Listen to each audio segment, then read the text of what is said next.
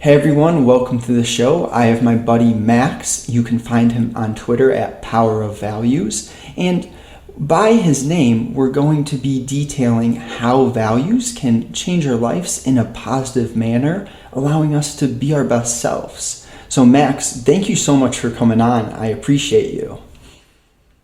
Yeah, sure, man.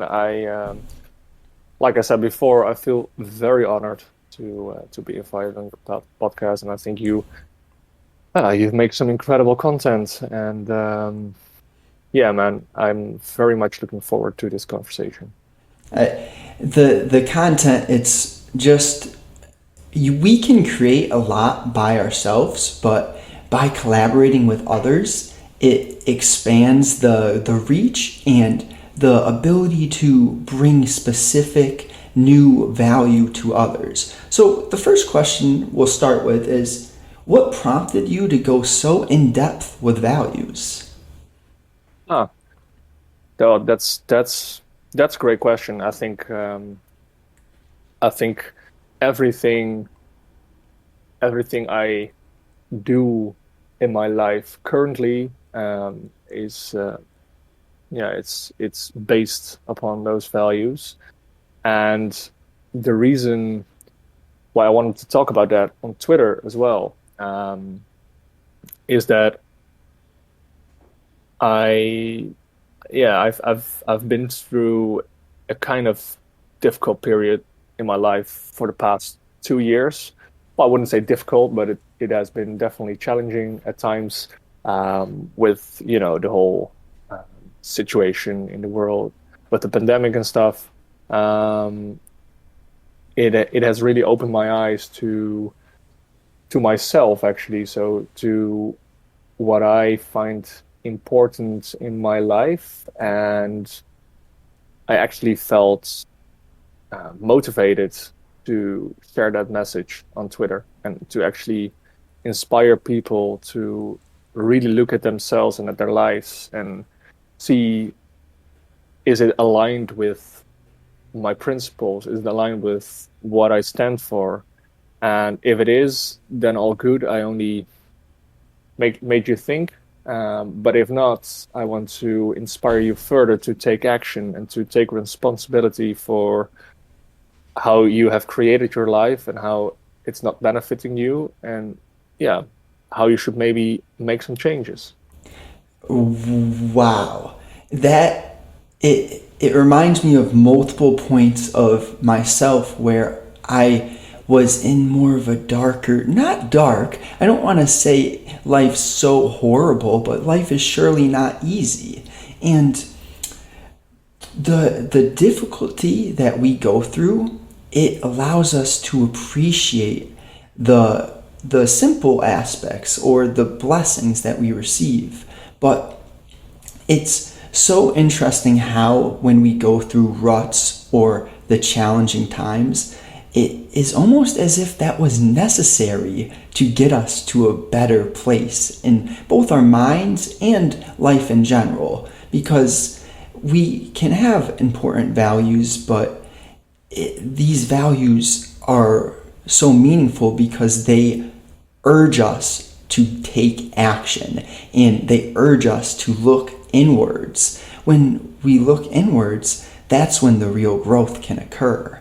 And just with so much distractions in the average person's life, it's almost as if we don't get the chance to really look inside until we come to that point of suffering and there's no other option. Yeah, I completely agree with you on that, and especially the last part. I actually came to the realization in the past few years that I was kind of living on autopilot. I was just, I had a job. I worked it for like 40 to 50 hours a week, and I would just party on the weekends, and that will be my life. And of course, there was fun in that. It's I had some incredible funny moments and some very light moments, but it made me think. The past few years made me think about is that really it? And Right.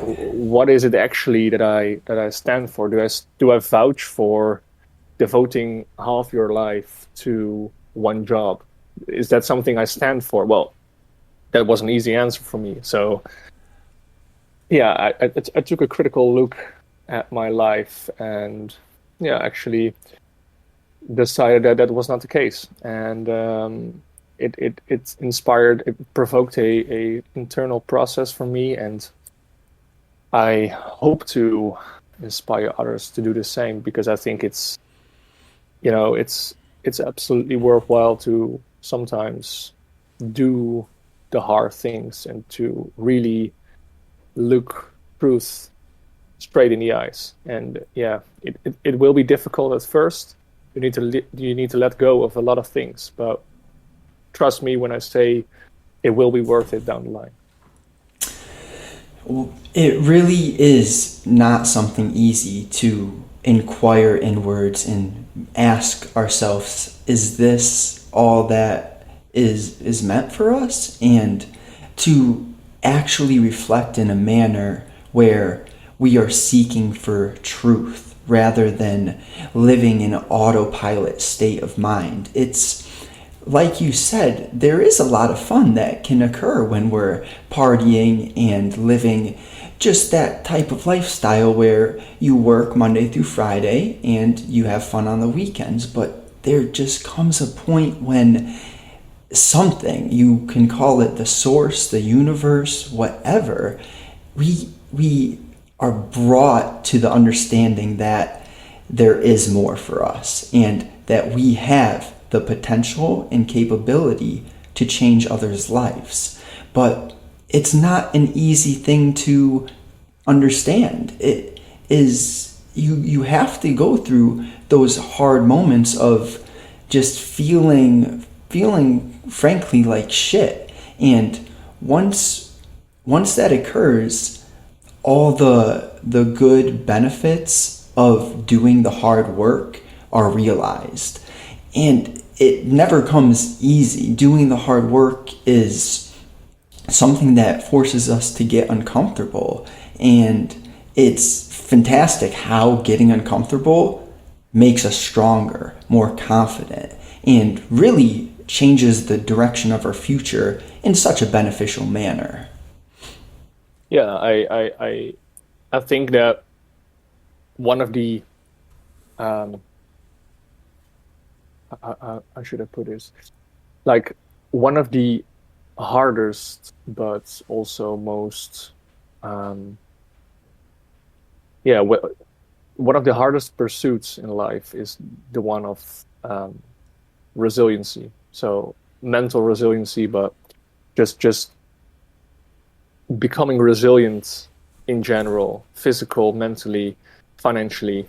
Um, it is one of the hardest pursuits, but I think it's because it's the hardest, it's also one of the, well, it's the pursuit with the highest return on investment. Mm. Because if you become resilient, I think sometimes I hear people talk about like self-discipline and how disciplining themselves limits them, right? I think you've heard that before as well. Right. And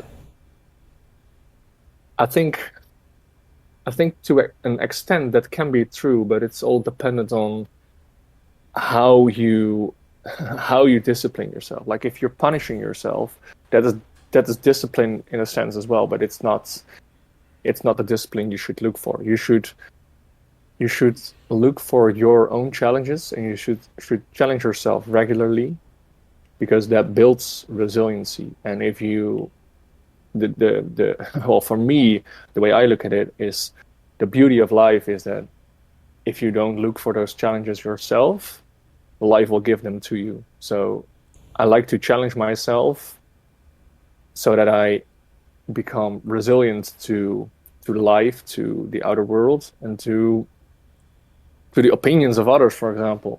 Oh, So that's amazing. Continue.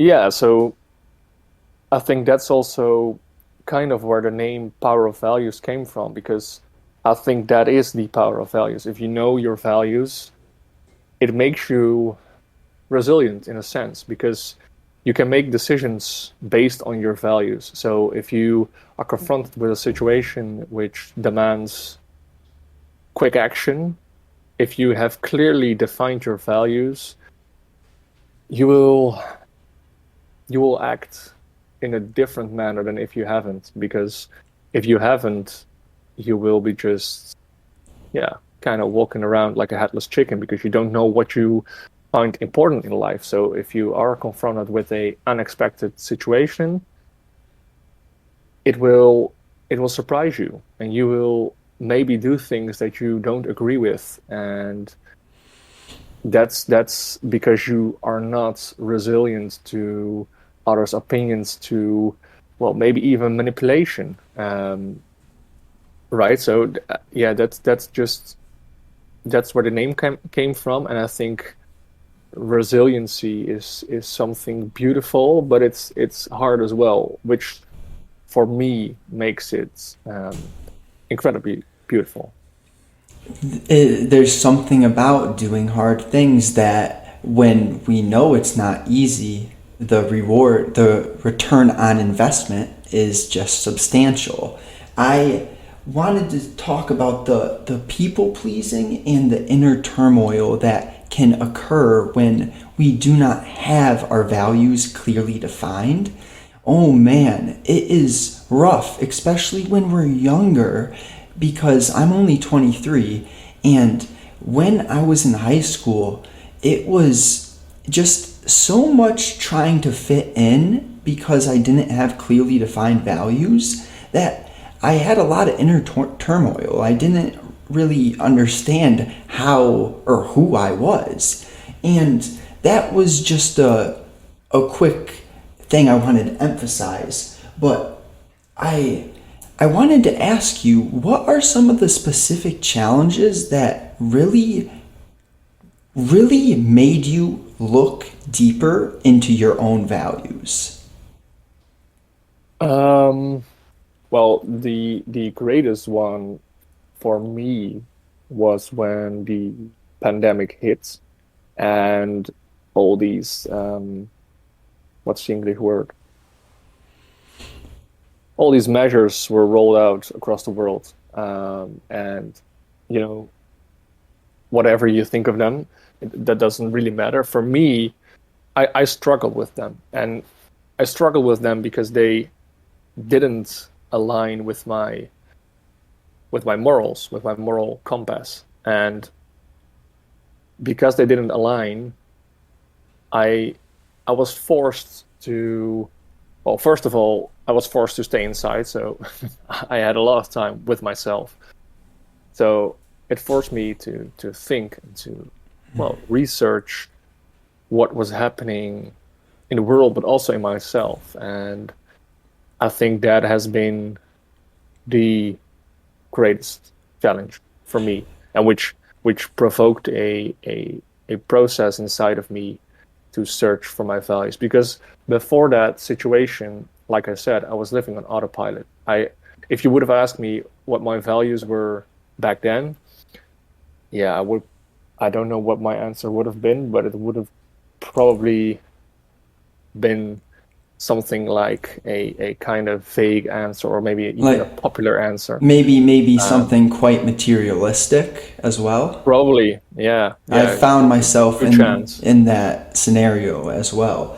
Um, you're not alone with that challenge of the pandemic. That there's a reason why suicide rates have skyrocketed ever since that has occurred. It's almost like there was an attack, a specific attack on humanity's mental health, and it's quite mind blowing how the mainstream lacks the education on the simplest aspects of health. They don't prioritize or emphasize our values. It's almost as if mainstream doesn't want humanity to have values. But there's it really intrigues me the point of being not average and how resiliency is so beneficial, almost because it is against the grain.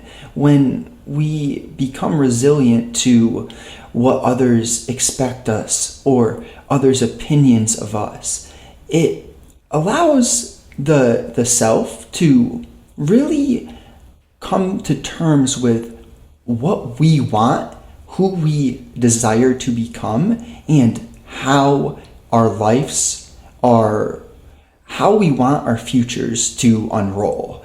And those are just a few questions that I often journal about. And it really helps me to stay grounded when, like you said, from the pandemic, we were forced to have so much time with the self. And it was a good thing for the people who really took advantage of it. But like I said, the suicide rates have gone up so much, and it's unfortunate. I think that's part of both of our purpose, is to share the knowledge and the information so that the average individual can really feel fulfilled and understand what they want and who they desire to become.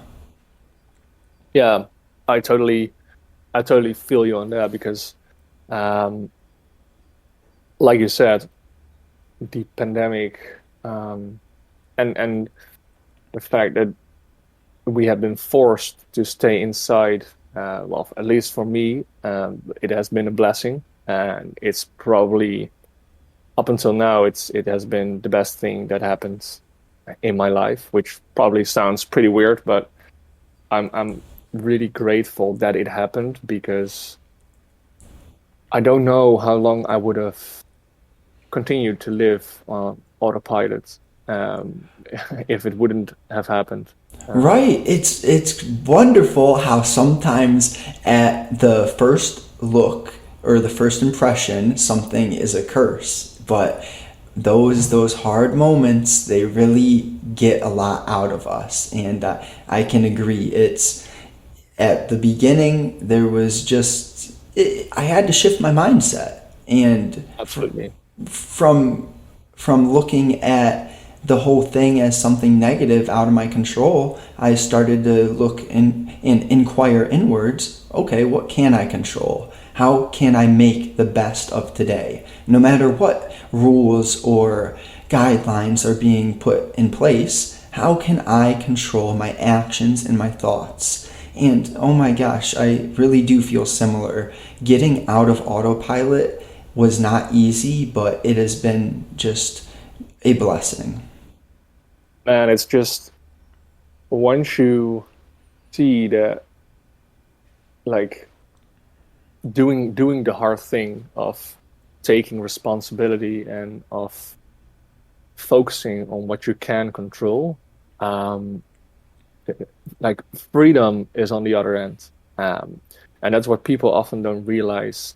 Like in my surroundings, I see a lot of people, um, like go along with those measures, and because they are afraid to lose freedom. And like in some sense I understand, but on the other hand I feel like it's a false sense of safety, of security that they are been being lured into. And I feel blessed that I have been able to see the fact that taking responsibility actually equals freedom.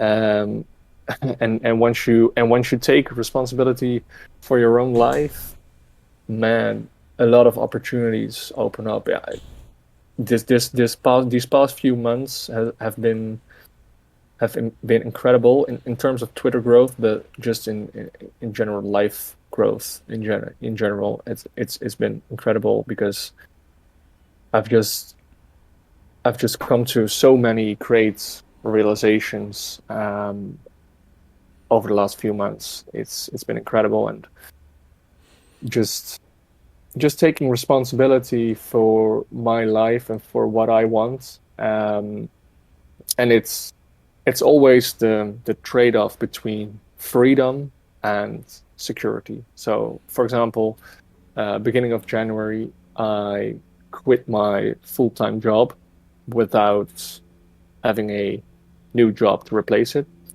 And well, it was actually I was lucky because I had my girlfriend who could cover for me, so it gave me the freedom to pursue different avenues.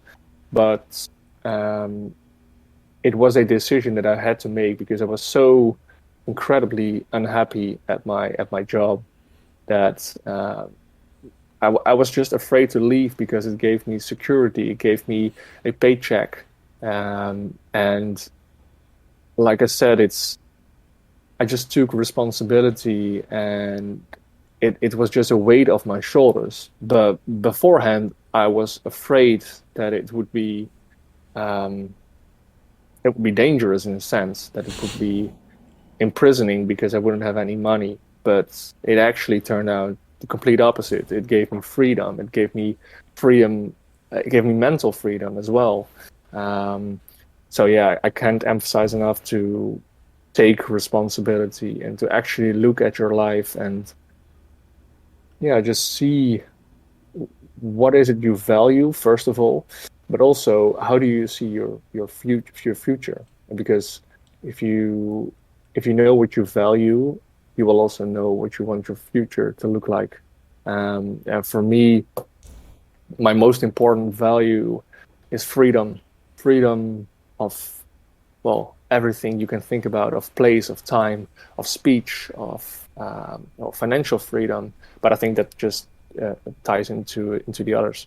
But that's the most important thing for me. So I just want to live in a way that I can be free and do whatever I feel like doing. And it sounds pretty simple, but I know for sure it's really hard to acquire that situation for yourself. But it's definitely a dream worth pursuing. Yeah, a worthwhile venture for sure. I I directly understand how the values that one has correlates to freedom, and how challenging the venture of crossing that line of safety and security. And on the other side is when we are trapped within the prison of our minds, it's like doing anything but that 9 to 5 is just unimaginable. And we are so secure and not happy, but we're just secure. And it is a false illusion that tries to keep us in that state.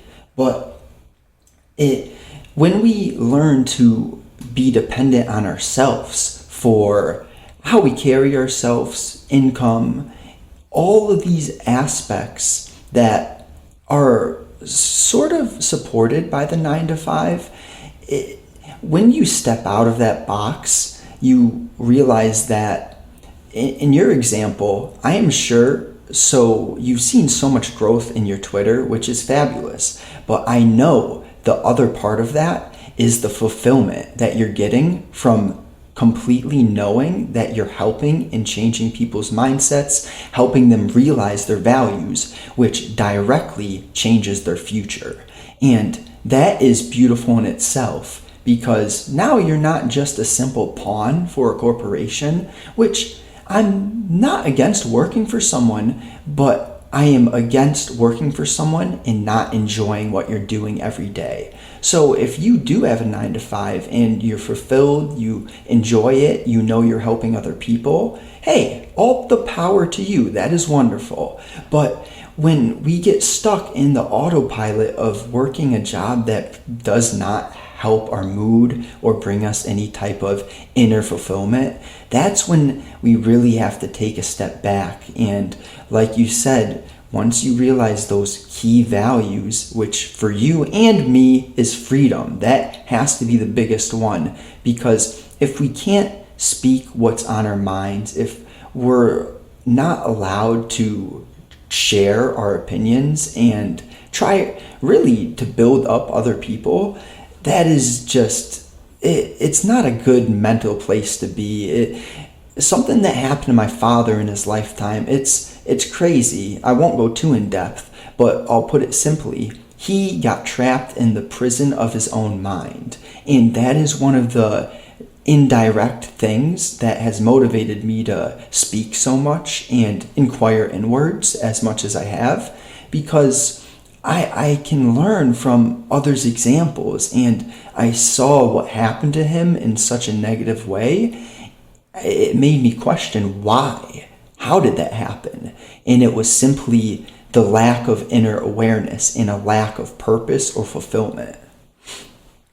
Man, I can only imagine, well, what your father went through, but what you went through as well. And I can completely understand why something like that leads to you really wanting to speak up and to really value the ability and the freedom to speak up whenever you want and about whatever you want. And I totally agree that freedom, it happens to be my core value, but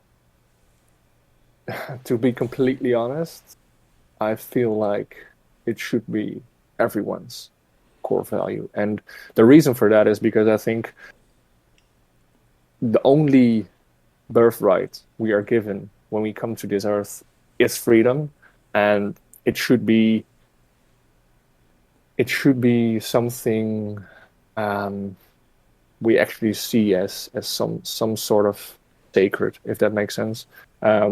We should value freedom the highest of anything we are given, because yeah, I think freedom is everything you can do in this life.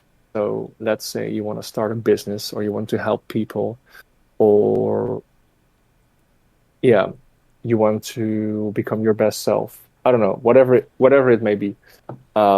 Everything stands or falls with you having freedom or not. So if someone listening to this, or someone around the world is actually willing to give up, like consciously willing to give up his or her freedom in exchange for whatever it may be.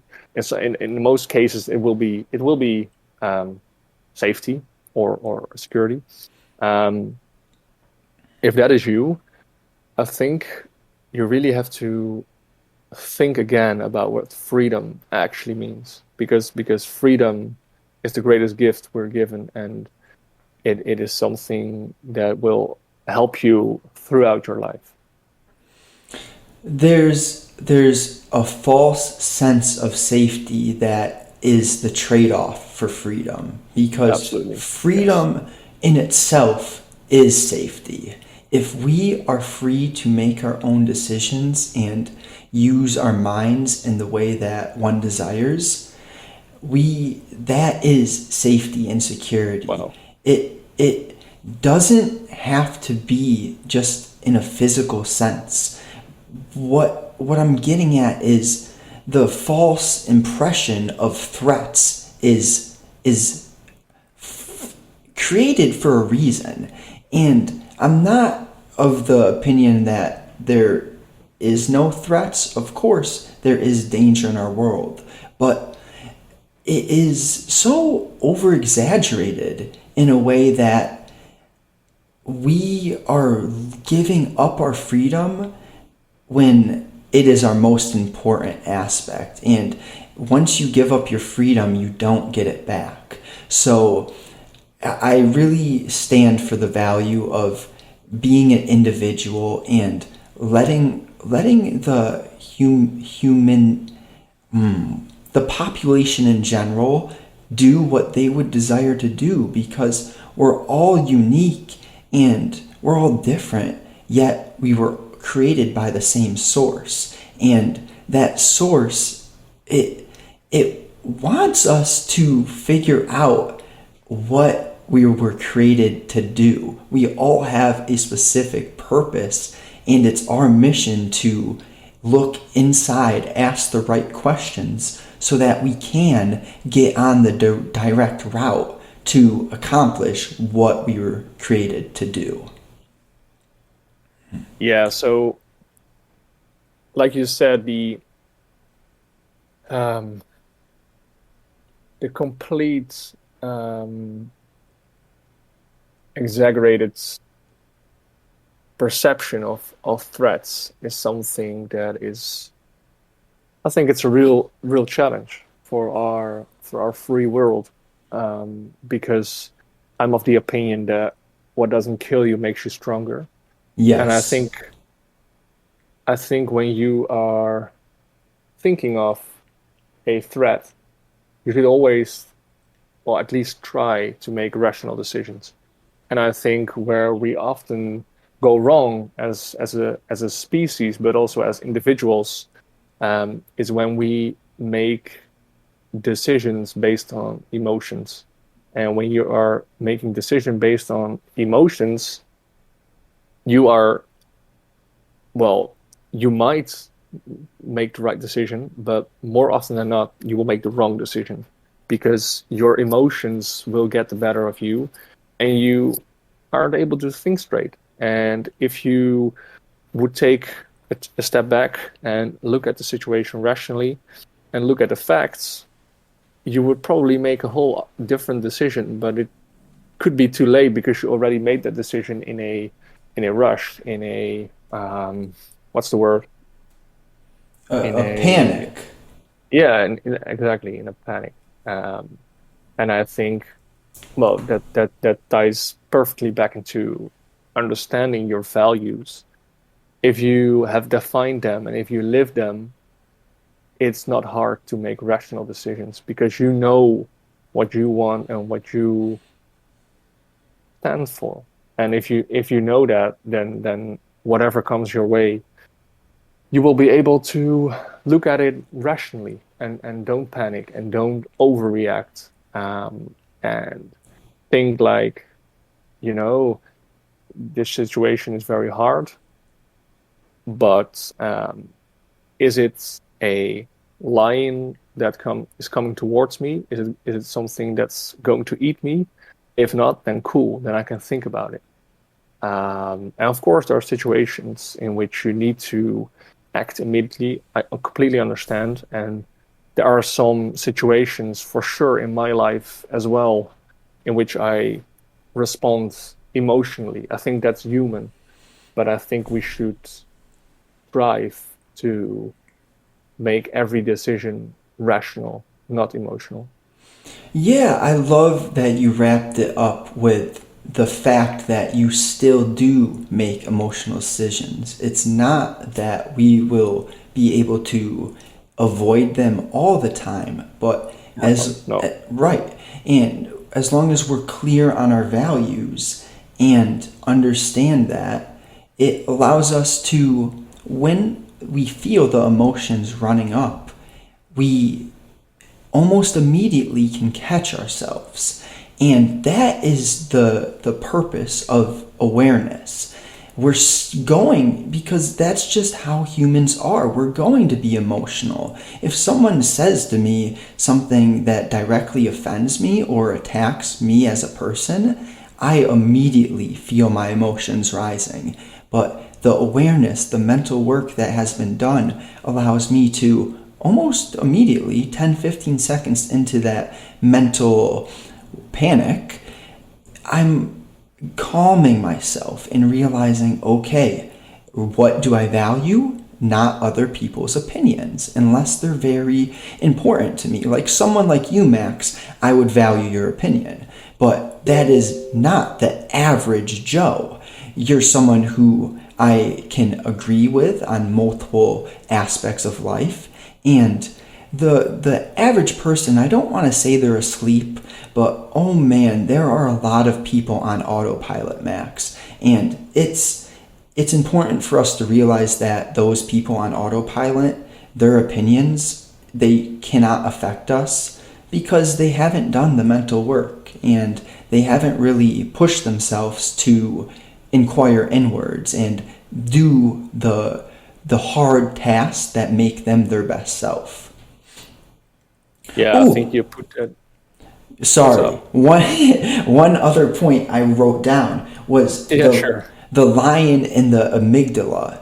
Our brain is wired to still create fear, like there when we hear back in the day, if we were hunters and gatherers and you see the brush moving or the grass moving, it could be a fight or flight situation. The amygdala in our brain is still wired, it's still there to create fear. But now we live in a society where there isn't lions running at us. And it's important to understand how fear is going to be created within our minds, but as long as we're aware of those negative or pessimistic thoughts and we can correct them, that's going to be a helpful action for anyone. Sorry to cut you off. Yeah, sure, no problem. But I think that's a great point because there's a big difference between instinct and intuition, and on the other hand, your thoughts, because every human being has an instinct that will, like for example, if we smell fire, let's say at night you're sitting on the couch and you're just, I don't know, you're watching some show or you're reading a book, I don't know, and suddenly you smell a fire. There's not a moment in my life that I will not go like, hey, what's that? Like, there's an instant when I think of fire and I think of it as danger. So I want to make sure it's not in my house or near my house. And that's something we all have inside of us, but it has been suppressed, and because of the overwhelming sensations of this world, we are made to think so much about each situation, and well, we have this. We even have a term for it, which is like an overthinker. And yeah, I'm happy to say that I'm not an overthinker myself. I'm very blessed with that, but I know a lot of people who are, and I think it's, like I said, it's I think it's a natural consequence of this modern world, that we have so many stimuli in this world, like phones, social media, people wanting your attention, useless Abundance. opinions. An abundance of food. There's so many choices. What do I Also, eat? yeah, of course, and it just, yeah, that's the perfect word for it. That abundance makes people literally go crazy because they don't know what to choose anymore. And even if you have your values defined, like myself, I still struggle with that a lot because there's are so many choices sometimes that you don't know which is the best. And even if you feel inside you like this should probably be the choice I'm going for because it feels the best, it aligns with my values, there are still good second and third options because you can think rationally, and you can um,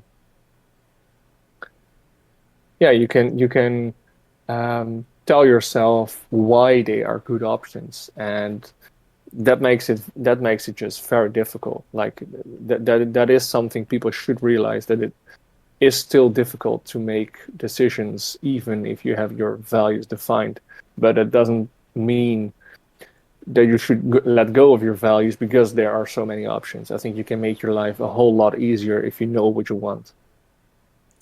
It is very, very challenging with so many choices, even if we do understand our desires or journal about what we want.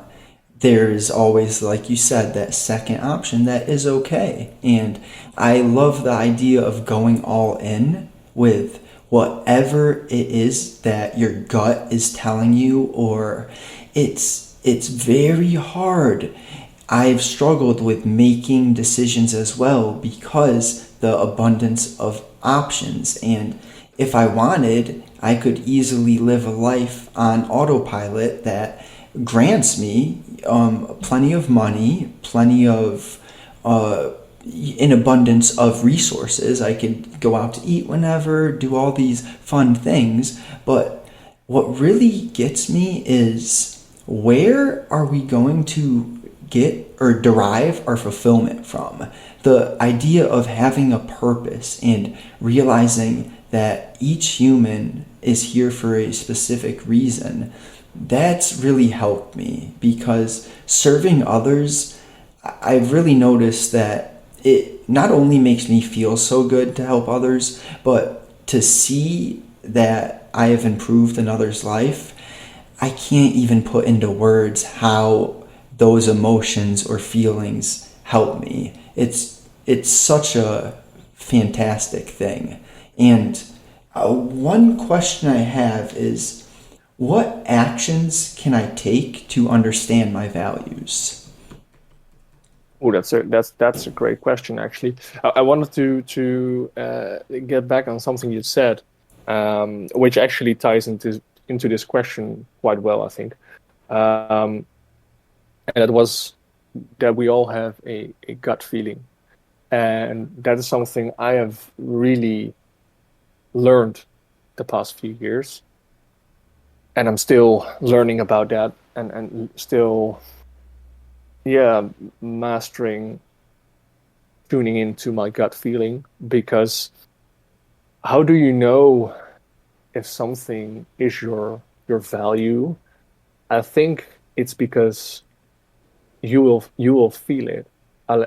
Um, yeah, you will feel it, but it's the challenge is where it's challenging to actually tune into that feeling. I think that's where the challenge lies, because we all have a gut feeling, that's for sure, but we just don't all know how to really utilize it, and how to um, tune into that gut feeling. So if I were to give one advice, it was to experience.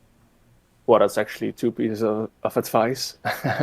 It is to experience different things, and whilst you are experiencing them, so whilst you are exposing yourself to challenge, to new conversations, new opinions, which could give you challenge because something could trigger you, for example. If you expose yourself to these impressions, you will feel what is right and what is wrong for you. But you just have to train yourself to feel these things. And if you feel these, then you will be able to define your values, no doubt. That's powerful. It is never like a clear line in the sand of what No. is the difference between our gut and our ego, but it's kind of a intuition that is carved out with personal experience and over time. I love the saying, nothing great happens overnight. It's this continuous venture of getting in tune with our inner self, because it's evident that each human, we do have the ego, but then we have the deeper sense of ourself. And the autopilot is almost like we're living in a state of just 100% ego. And it's not really easy to differentiate between the two. It really takes time and silence, whether you're going to journal, meditate, go for a walk in nature, or read. Any of these activities, or like right now, having a conversation where I'm truly just in a flow state. I'm not thinking of anything but the conversation. And that allows me to get more in tune with myself rather than the ego, which wants girls and cars and all the things that have been imprinted into our vision of success or what the average human is supposed to do in their life. Yeah, so I I think you said that perfectly, because like for me, wh- the the way for me to really rediscover my gut feeling was, like you said, having conversations and having conversations with people that were like-minded, but also conversations with people um, who didn't think like I did, and those gave me certain internal challenges, and those triggered a feeling inside of me, and I just learned how to feel. Actually, that's really it, actually. And it may sound, and it did to me at first as well, a bit um, yeah, a bit magical in a sense. But Wishy-washy. yeah, yeah, exactly. Wishy-washy. I think that's I think that's an excellent term for it. But I think it really is not, because it's feeling like through your gut what you think of something.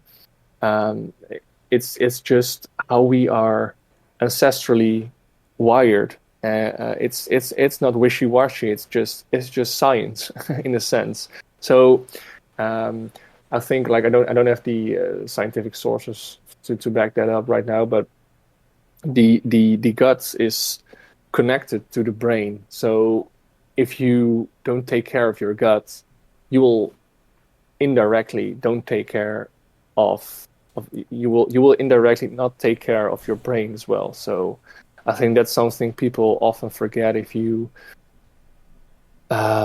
let's say drink a lot, or if you eat a lot of McDonald's, for example, Oh, this will perfect. Perfect this this example. this will ruin your gut, but this will ultimately also ruin your your connections to your brain, so you won't be able to feel as well. um, yeah, how you think about situations, and like I said, you will feel how you think, and that's I think that's um, I think it's the same with like smell and taste. They are connected as well, and I think that's the same with feeling and thinking. You will you will get a your body will respond to a situation, to a conversation, or a physical challenge, with stress, for example. Because when I was having conversations with people who didn't think like I did, I would tense up. I would my breath um, um, would stop. Kind I would literally stop breathing for a few seconds, and then I would like think to myself like, oh damn, I stopped breathing, so I need to breathe, and then I would let go, and it would just happen over and over again until I realized what was happening, and it was just my body tensing up every time, and it well, in my experience, that is through your gut feeling, because I just felt some sort of danger in a sense, and well, it wasn't real danger, but it was a threat to um, my opinion, and that would make me tense up. So I think that's something to keep in mind, that your gut feeling is really connected to your brain, and to take care of your brain, you should take care of your gut. I really liked a lot of what you said there. The point about when you were speaking to someone who, whether their opinions don't go with yours, there's a fine line for me where if I'm speaking with someone who disagrees with me, but we can have a respectful, kind conversation, I could stay in a flow state. But if I'm in a conversation with someone who is more of battling with me and being rude and inconsiderate and truly close-minded, it's hard for me to stay in that environment. I almost really want to get out of there as soon as possible because the energy that they're putting out it's like indirectly attacking how I feel, and it puts me in not a good mood. But I wanted to speak on what we eat and how that affects our brain. When someone, for example, goes to Wendy's, it's not only that you're destroying your gut, but you're attacking your ability to think and process at your maximum capacity. When you eat that food, it is compared to a foggy brain. Your level of thinking is just greatly diminished, and that's something that I don't think people understand. And ever since I've been on this journey of self-inquiry and trying just self-education in general, I've noticed not only do I feel better, but my brain is working in such a way that it's like I upgraded my brain. And it's completely, it's surprising. I didn't foresee this occurring, but oh man, am I enjoying it. But I mean, only imagine that there are people out there who will never experience that state in their lives because they just, like you said, they just go to Wendy's on the daily, which ultimately means that they are numbing themselves for life, and they never get to experience their full mental capacity. And yeah, like you said, I think I experienced that as well whenever I eat something that is high in refined sugars. It's just it's just it feels like some sort of overload for my brain. I get when I eat that stuff, I think I get triggered way easier. I'm way more um, emotional. I can't control my emotions as easily, um, and I'm not able to really feel. And that's yeah, I think that's something to really think about whenever you making a decision for food. You just reminded me of how everything in our bodies is connected, how the taste and smell correlate, the thinking and what we consume correlates. It's something that I wish I knew at a younger age because with that knowledge that almost everything is intertwined, it gives us an awareness that and if I'm about to, and like we talked about the first time, it's not that you can't have a donut or you can't have ice cream. It's just we have to be very conscious of overindulging. My first guest I had on the podcast, Susie, she worked at Google and it was a great conversation.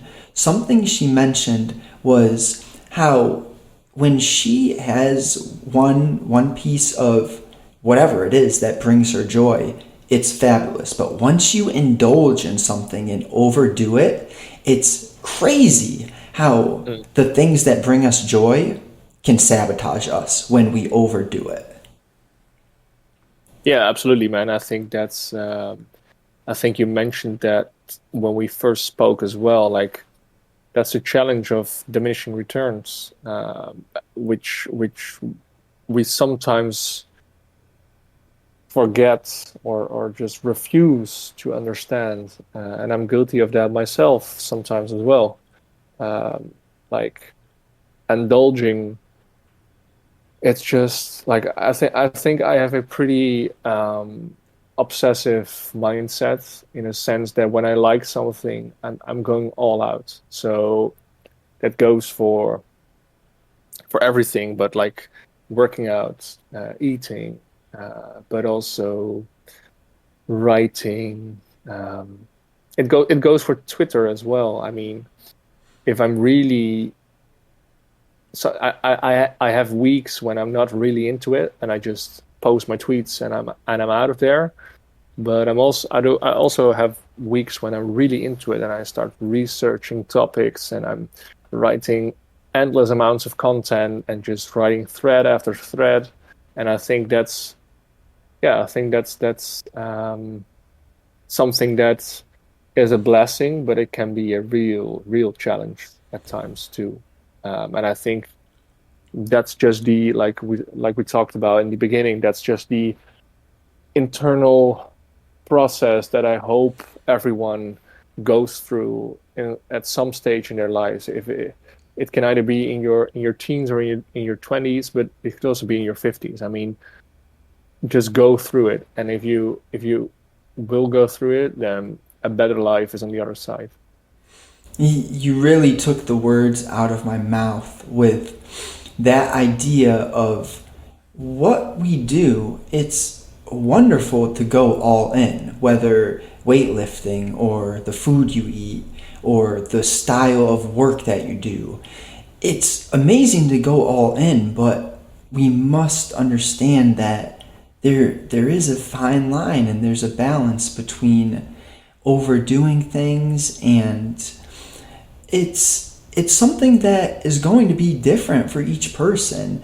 I love the idea that we're all created by the same source, yet we have so many different unique situations, environments, personalities, and characteristics within the individual's circle.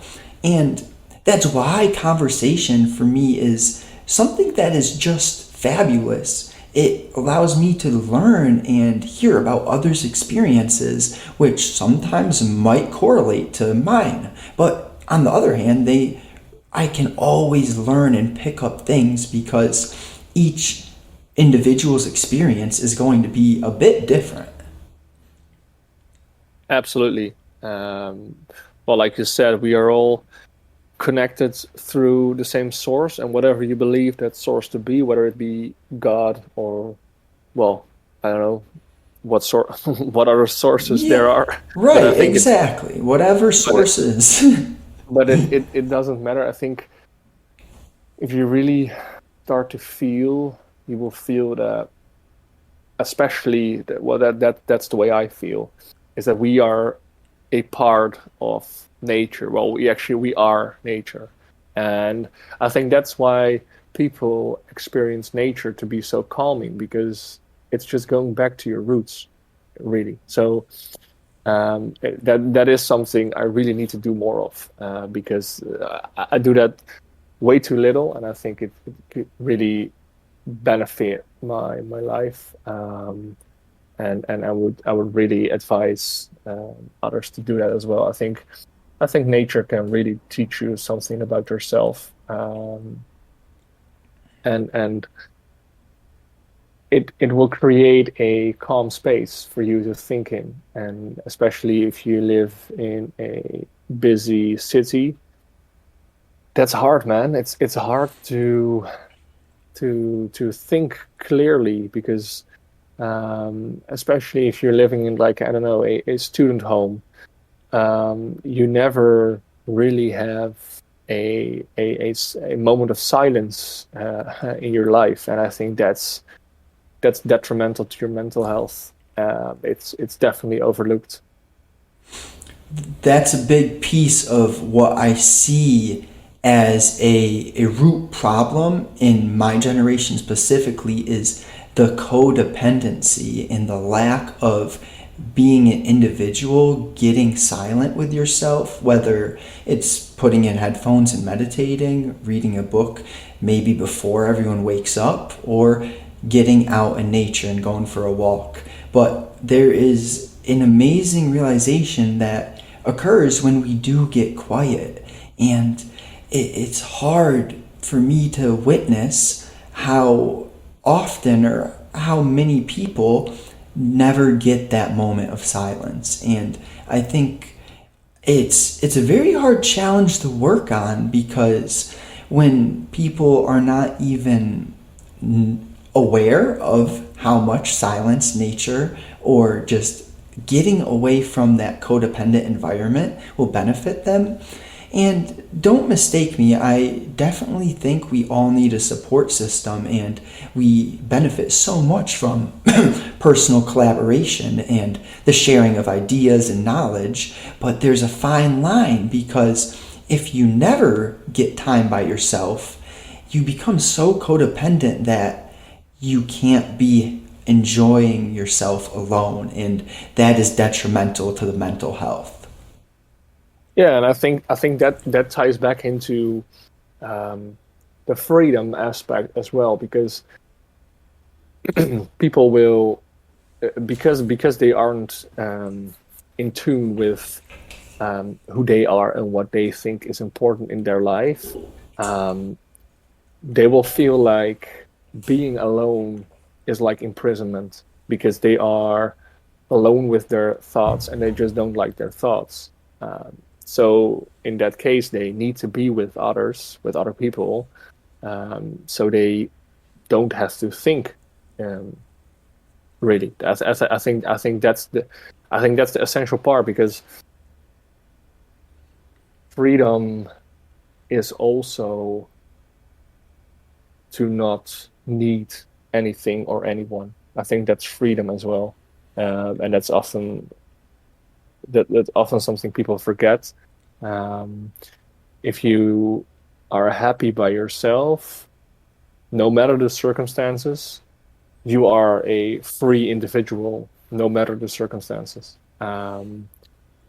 So I think there are many great stories about that, but I think I can't remember the name of the book. I haven't actually read it myself, but I heard about it. I think there's actually a book written by a guy who um, was actually in a concentration camp, and he actually writes about how he could see like positivity in every situation, and that actually um, going out into the cold and Uh, working was actually better than, yeah, of course, going into the gas chambers. so I have the book, it's on my shelf. It's Man's Search for Meaning, Ah, right? yes, that's the book I meant. Yeah, exactly. Amazing, amazing. I haven't finished it yet, but oh my gosh, it's a beautiful aspect of perception. How he Perception, exactly. Yeah. oh man. And I was so, when you brought that up, I'm like, I can't even put it into words how I felt, but it's so funny how these older books of the past are so powerful. And when people take in that information, it really can change and shift your mindset. It's absolutely beautiful how in such a horrible scenario that he was able to perceive things in the way that he did. Um, what what is one piece of guidance that you would have loved at a younger age? Oh, that's a good question. Well, I think, and that's just on the top of my head. Um, I think that would be to pursue happiness instead of fitting in. So always prioritize your happiness, whatever that may be, in whatever way you find happiness, whether it be um, pursuing your purpose as a writer, or a working a 9 to 5 that you really love, whatever it may be, as long as it brings you happiness, that's the only thing that matters. And you should always prioritize that thing over other people's opinion, because those opinions don't matter in 5 minutes, let alone 5 years, or maybe it takes 5 hours for you. I don't know, but people will always have an opinion. So therefore, you should focus on what brings you joy and don't care about what others think. And if I would have learned that at an early stage in my life, it would have meant I would have probably defined my values earlier. I would have probably look for things that make me happy earlier, and trying less to please others.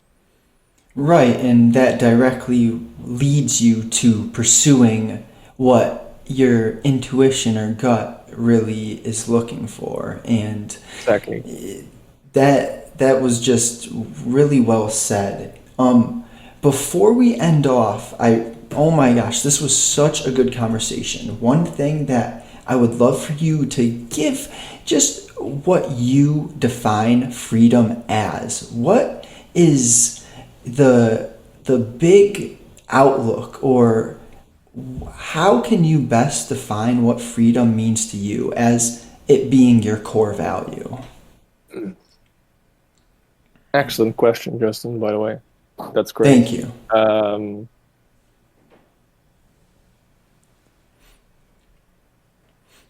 I would define freedom as having the means to say no. And I think that's essentially what freedom is, and it's also it's so incredibly important in this day and age that you can say no to something that you don't want, because I see a lot of yay sayers around, and I think that's eating them up. And for me, like we talked about earlier, the measures, for example, that were rolled out, I didn't agree with them, but I didn't have the means to say no because they were forced. And that's something that really spiked this sense of true freedom. And what really spiked a search for what is it of, or what does freedom really mean. So I think that's how I would define freedom. I think I could do a whole podcast on just freedom. I think it's incredibly interesting, and I think it's an incredibly it's a difficult topic because it's pretty complex. Because what is freedom in essentially? But I think freedom isn't freedom if there are conditions tied into it. So if you have, for example, if you can go to, so we were talking about these measures. So if you can go to the pub, if you do certain things, then and that's you are sold that this will give you your freedom back. I wouldn't call that freedom. I think that's just a false sense of freedom. Yeah, manipulation. Manipulation, I think that's an excellent word.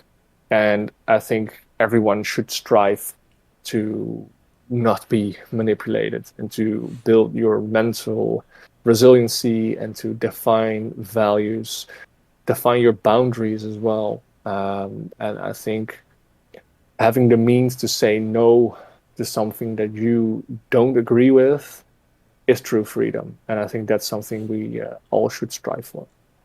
There is immense power in being able to say no. I would never want to be surrounded by yes men. It's important to have those people who will be honest with you, and when you don't want to do something, the people who can say no.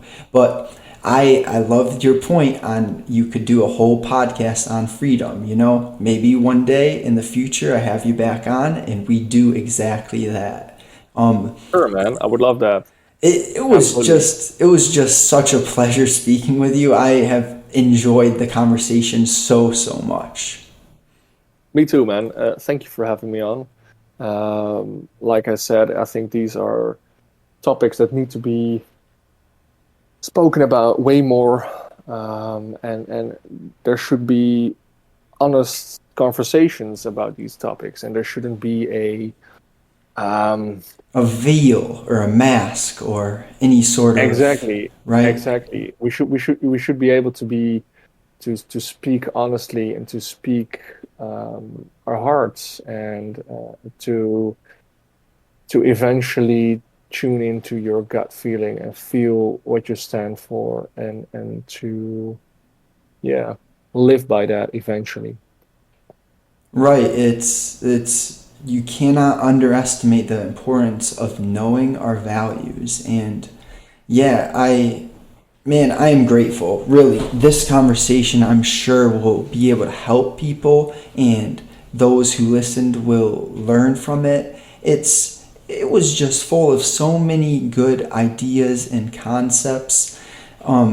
Wow. I appreciate your time so much, Max. Not a problem. I hope it will inspire the people who listen to this as well. At least that is the intention of talking about these topics, and I hope my words inspired some. Right, and it's helping us at the same time reinforce our For sure. values. And well, you know, you can't really beat that when you're helping yourself and others at the same time. That's a win-win. Absolutely, absolutely. Thank you, Max. Enjoy yourself. Yeah, you too, man. I'll talk to you soon. Talk to you soon, man. Bye. Bye.